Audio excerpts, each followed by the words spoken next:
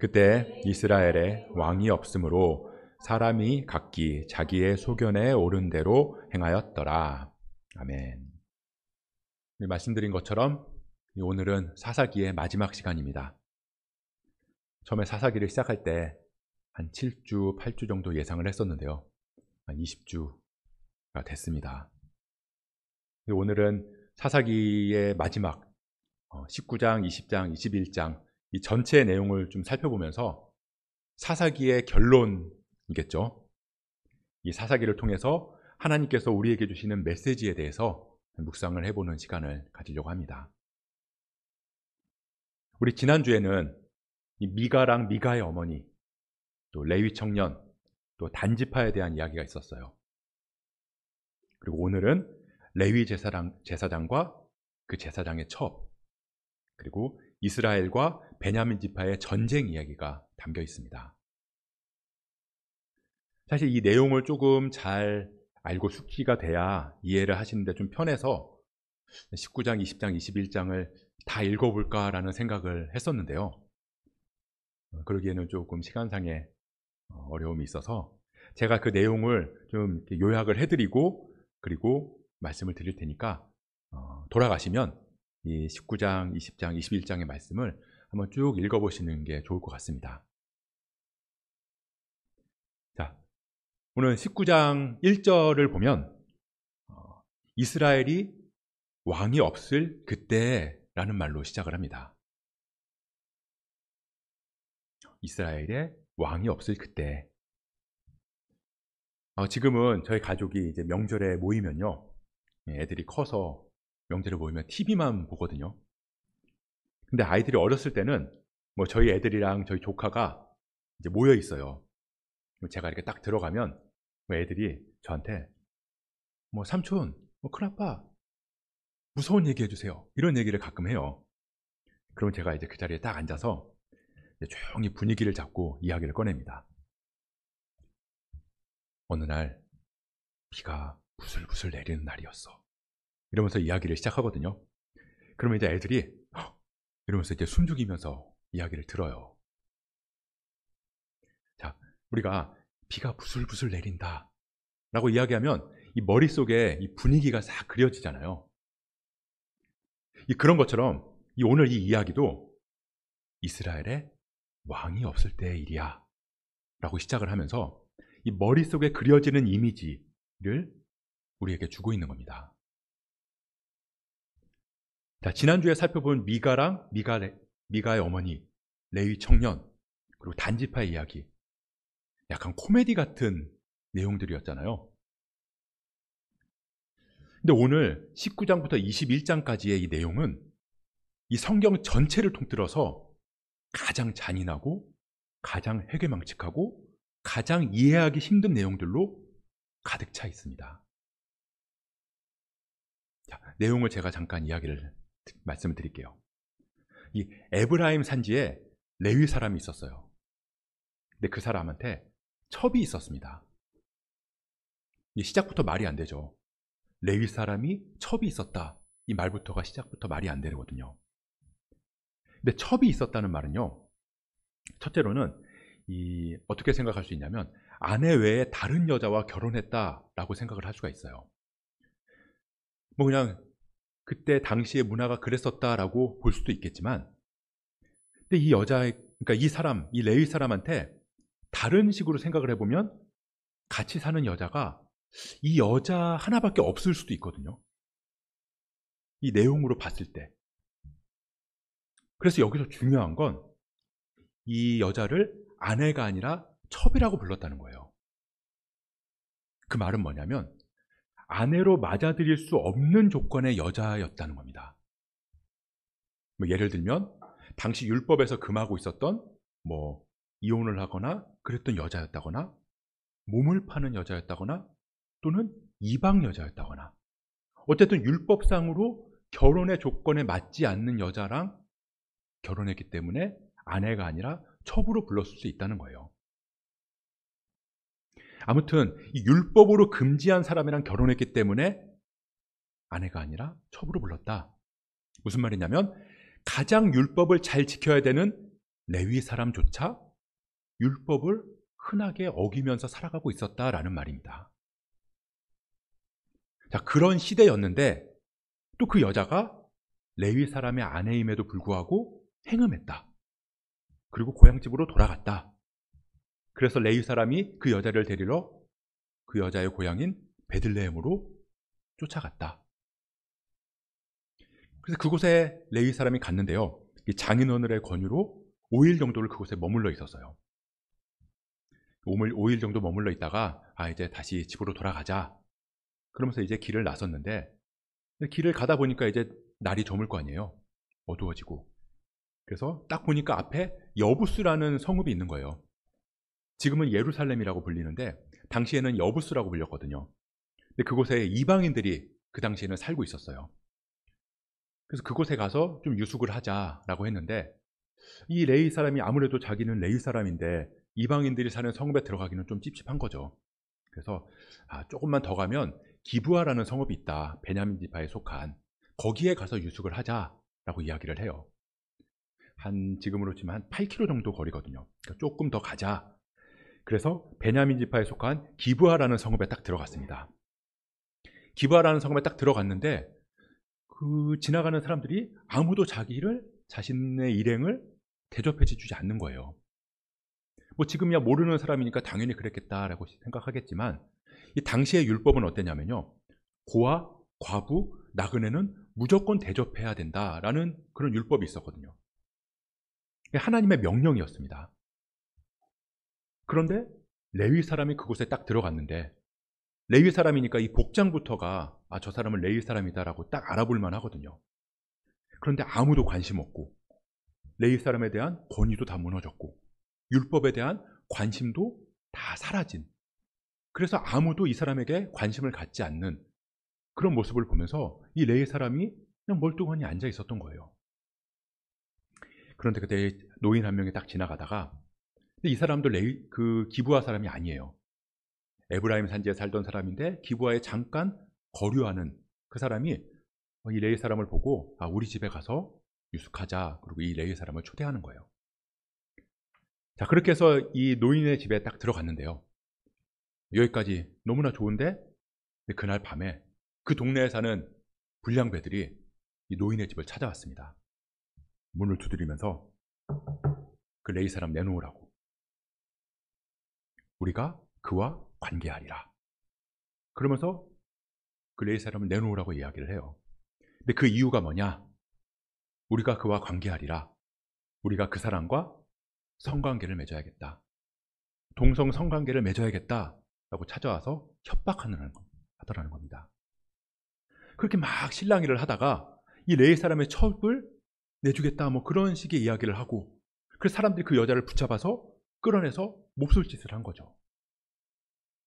아침이 돼서 이제 레위 사람이 딱 밖에 나와봤더니 그 여자가 문 앞에서 죽어 있는 거예요. 그 시체를 나귀에 싣고 가서 집으로 가서 그 시체를 12토막을 내서 이스라엘 각 지파로 보내고, 그런 말도 안 되는 엽기적인 일들이 벌어졌다는 겁니다. 지금 우리가 TV 프로그램에서 나오는 꼬꼬무 이런 데도 나오지 못할 만큼 엽기적인 일이에요. 자, 그렇게 해서 레위 사람들을 다 모았어요. 모아놓고 이스라엘 사람들을 다 모아놓고 레위 사람이 자기의 이야기를 합니다. 자기가 잘못한 건 쏙 빼놓고 나 억울하다. 나 굉장히 억울한 일 당했다. 그러니 이 사람들에게 복수해야겠다. 그렇게 전쟁이 시작이 됐고요. 이 전쟁에 같이 안 하는 사람들을 다 죽이겠다고 이스라엘 백성들이 모여서 맹세를 합니다. 이 전쟁에 참여하지 않는 사람들은 우리가 반드시 멸절하리라. 그래서 이 베냐민을 거의 다 진멸해요. 그리고 도망간 군인이 한 600명 정도. 그 600명 남기고는 싹 다 죽였고요. 그렇게 이스라엘이랑 베냐민 지파의 전쟁이 시작됐습니다. 전쟁을 막 치고 나서 다 죽이고 600명 남아있는 걸 딱 보니까 이제 정신을 차린 거예요. 이스라엘 백성들이. 우리에게 하나님께서 12지파를 주셨는데 한 지파가 지금 없어지게 생겼다. 근데 전쟁 중에 이 이스라엘 백성들이 맹세한 게 두 개거든요. 하나는 베냐민 사람들에게 우리가 절대 우리의 딸들을 주지 않겠다. 결혼시키지 않겠다. 또 하나는 이 전쟁에 같이 하지 않은 사람들은 다 죽이겠다. 그리고 나서 정신을 차리고 또 찾아보니까 야베스 길르앗이라는 사람들이 전쟁에 참여를 안 한 거예요. 아, 큰일 났다. 이스라엘의 한 지파가 사라지게 생겼구나. 이 지파를 어떻게든 살려야 되겠다. 그런 생각을 가졌는데 보니까 야베스 길르앗 사람들이 전쟁에 참여를 안 했고, 아, 그러면 우리가 이 베냐민 사람들이랑 결혼을, 우리 딸들을 결혼시키지 않기로 했으니까 야베스 길르앗 사람들을 다 죽이자.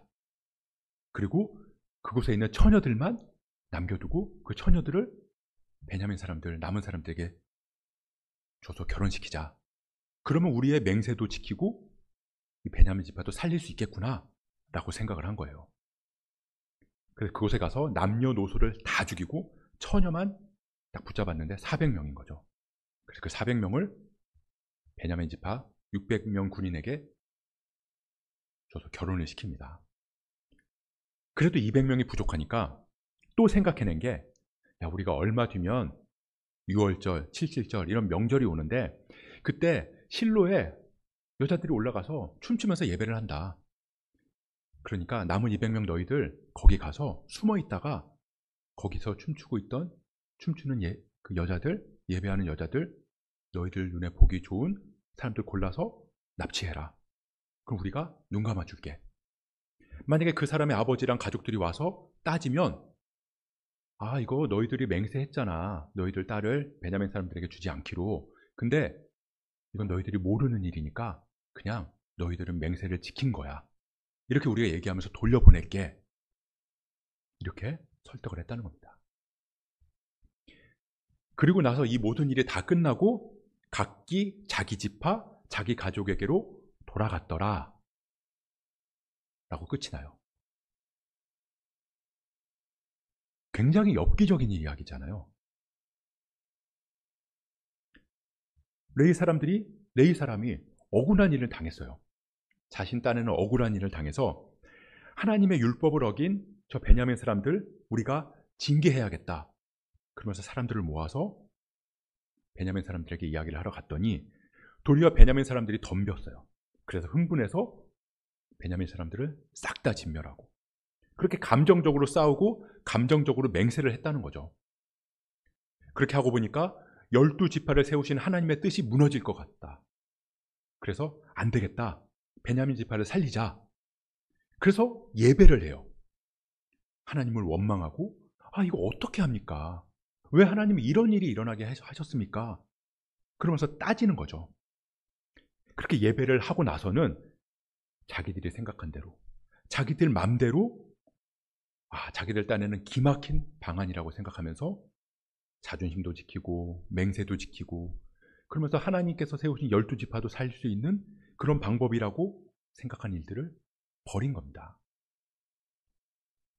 근데 내용을 언뜻 보면요, 논리적이고 그럴듯하고 이스라엘 말이 명분도 있는 것처럼 보일 수 있다는 거예요. 야베스 길르앗 사람들 죽이고 여자들 빼앗자. 실로에 춤추러 온 여자들, 춤추러 왔다고는 표현되지만 예배를 하러 온 사람들, 그 납치하는 거 교사하고 묵인하고, 그러면서 모든 게 완벽하게 끝나고 마무리됐다. 이제 평화가 왔다 라고 생각을 했다는 겁니다. 근데 그게 평화인가요? 아니에요. 그럴듯하고 논리적이고 그럴 수밖에 없는 명분도 확실해 보이지만 읽다 보면 알지 않아요. 완전한 막장의 끝판왕. 그리고 하나님께서는 그런 사사기의 맨 마지막에 뭐라고 하시냐면요, 한 줄 요약하신 거죠. 그때 이스라엘에 왕이 없으므로 사람이 각기 자기 소견에 옳은 대로 행하였더라. 다시 말하면 왕이 없을 때의 모습이 이러하다.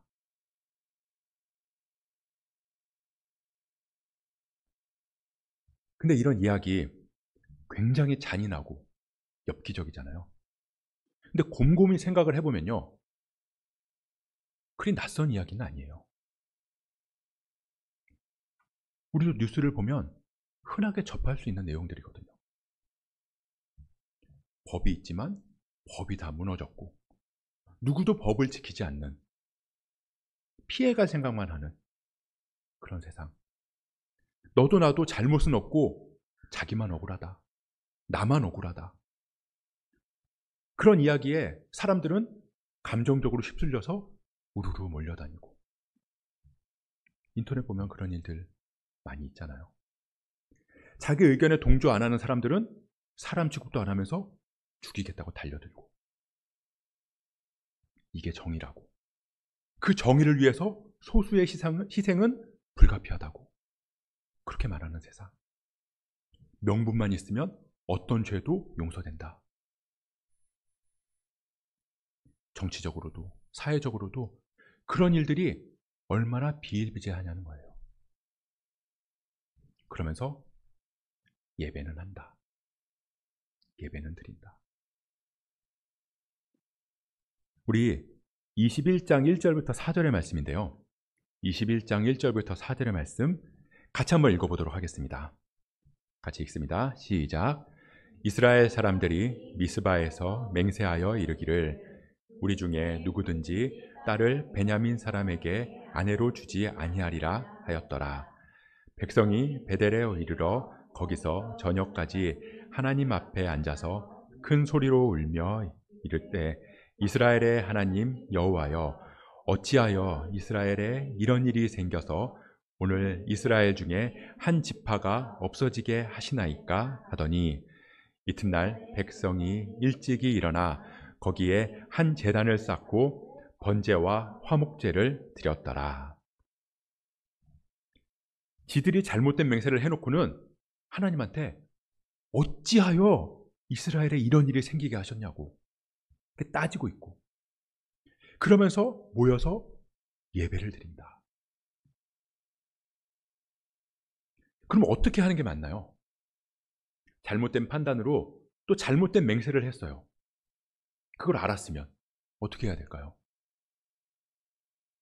그러면 잘못을 뉘우치면서 하나님 앞에 엎드려서 회개해야죠. 우리가 잘못했습니다. 하나님의 뜻을 깨닫지 못했습니다. 그러면 하나님께서는 맹세는 무조건 지켜라 라고 말씀을 하셨지만, 뉘우치고 회개하는 맹세는 용서해 주신다는 겁니다. 용서해 주신다고요. 자, 우리가 잘 아는 내용이죠. 다윗이 밧세바를 범했을 때 이 나단 선지자가 다윗한테 와서 이런 이야기를 해요. 왕이시여, 이런 일이 있었습니다. 잘 들어보세요.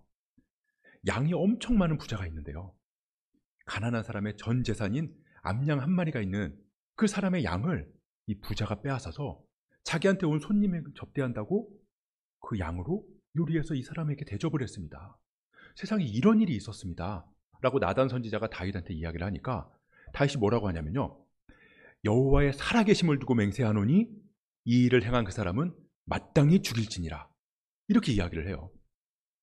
그랬더니 나단이 그 사람이 당신입니다 라고 이야기하거든요. 그럼 다윗이 이렇게 맹세를 했잖아요. 그 사람 반드시 죽여야 된다.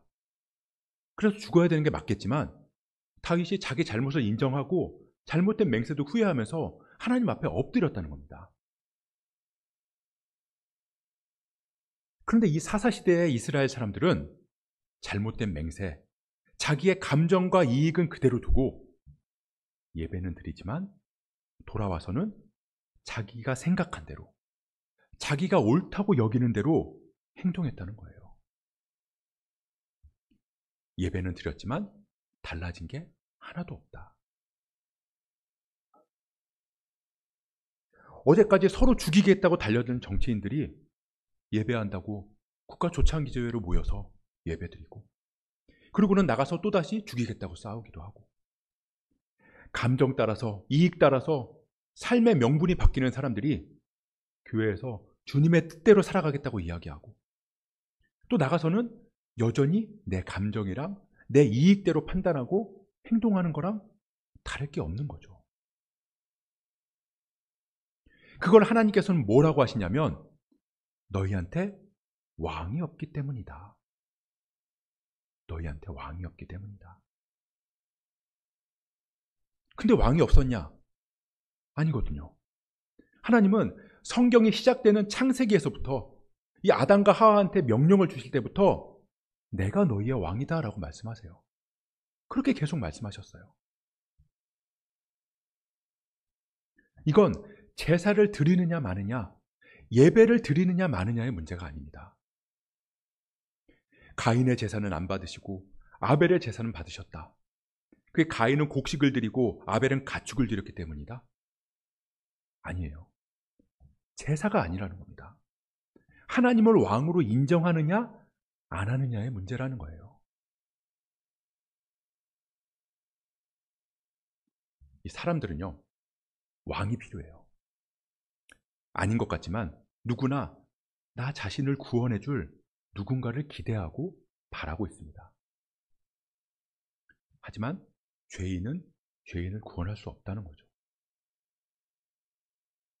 이 12명의 사사들이 세워져서 이스라엘을 구원하려고 했지만 우리가 봐서 잘 알듯이 사사들조차 점점 타락하고 이스라엘 백성들도 점점 망가졌어요. 급기야는 오늘 말씀처럼 끝간데 없는 막장까지 이르게 됐다는 겁니다.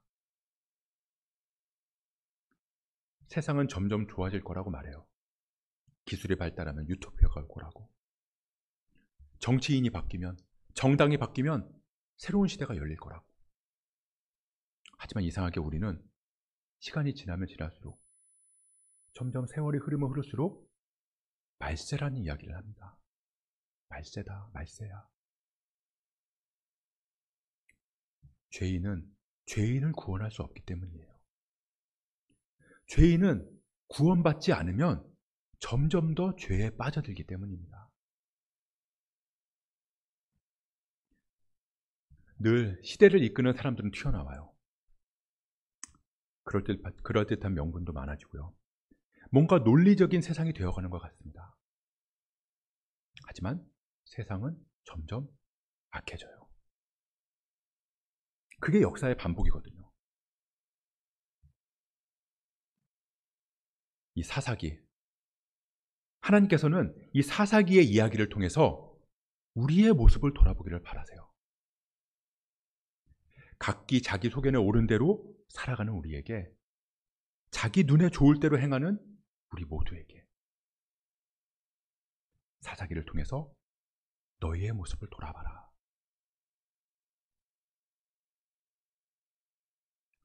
근데 지난주에도 말씀드렸지만 하나님의 이 마지막 메시지, 그때 이스라엘의 왕이 없으므로 사람이 각기 자기 소견에 옳은 대로 행하였더라. 이 말씀에는 절망이 아니라 소망이 담겨 있다는 겁니다. 왕이 없기 때문에 각기 자기 소견에 옳은 대로 행했다. 해결책이 있다는 거거든요. 무슨 말이냐면 왕이 있으면 그렇지 않을 것이다. 너희에게 왕이 있으면 너희들은 그렇게 살지 않을 것이다. 그리고 하나님께서 이렇게 말씀하셨어요. 하나님께서 왕이 없기 때문에 라고 말씀하셨잖아요.